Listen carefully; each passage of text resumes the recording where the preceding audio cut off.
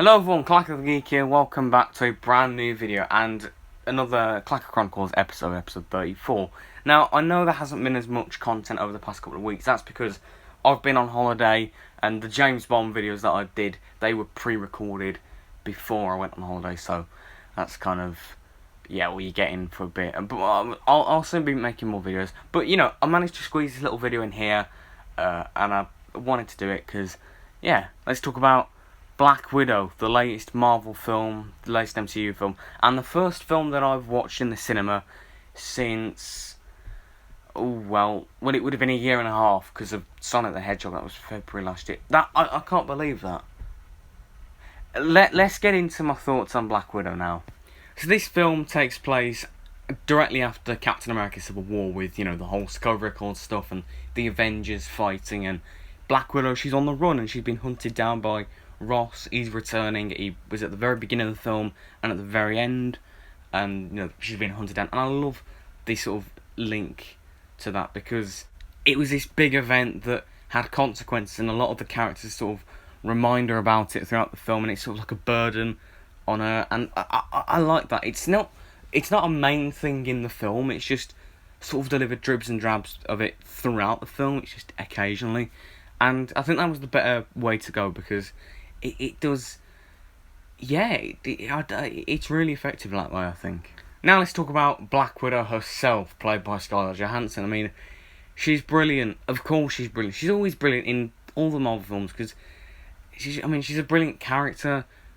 Johansson is a phenomenal actor. She does the emotion well, the action well, the humour well. I feel like a broken record because I'm just saying what's been said before. She was just brilliant in this film. I mean, it is her own film, and she's just great. And I think overall my favourite thing about the film was, if we're talking about the characters, it was the central dynamic of our four leads. I think it that sort of family feel. It stuck out to me in this film quite a bit, and I really liked it. So obviously you have Florence Pugh as Elena, Natasha's sister, and she was really good. She sort of had the more humorous stuff as opposed to Natasha's more deadpan serious stuff. Sometimes it can be a bit not grating, but it's sort of jokes that we've kind of heard before. But I did really like her. I liked this sort of younger sister kind of character to Natasha. I like that.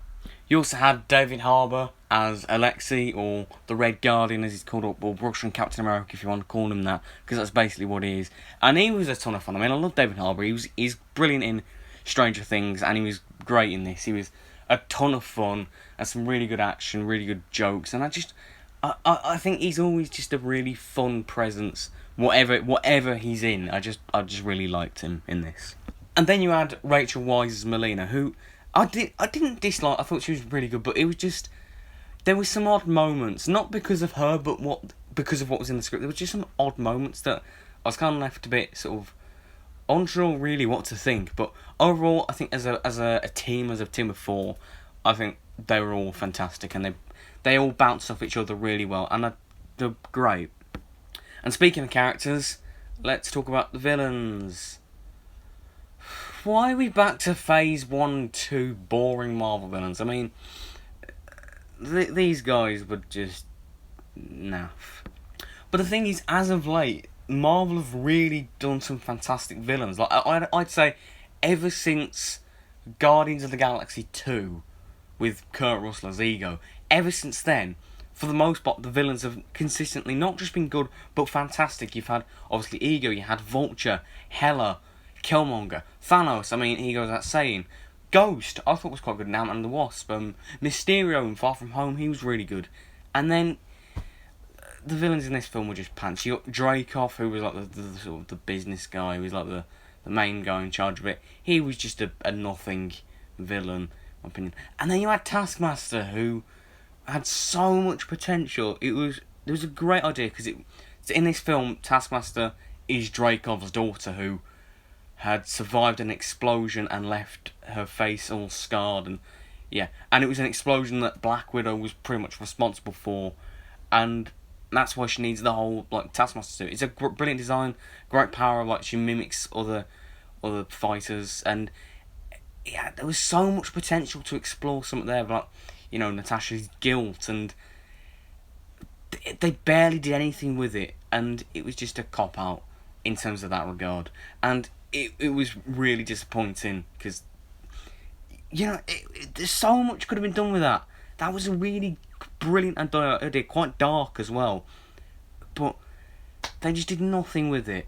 Now, obviously, being Marvel, there's going to be action scenes in it, and the action in this was really good. It was one of the more realistic Marvel movies we've had, a bit like The Winter Soldier. It was less sort of sci-fi, less like cosmic monsters and aliens and lasers and that kind of stuff. It was more gritty and down to earth, but it was still some really good stuff. It's kind of like a Bond movie in that regard, the way it was done. Sort of, yeah, it did remind me of a Bond movie, and there were kind of a few references in the action that remind me of certain Bond moments. If we're just going to go through a couple at the very beginning when they're on that plane, Alexi's holding onto the plane.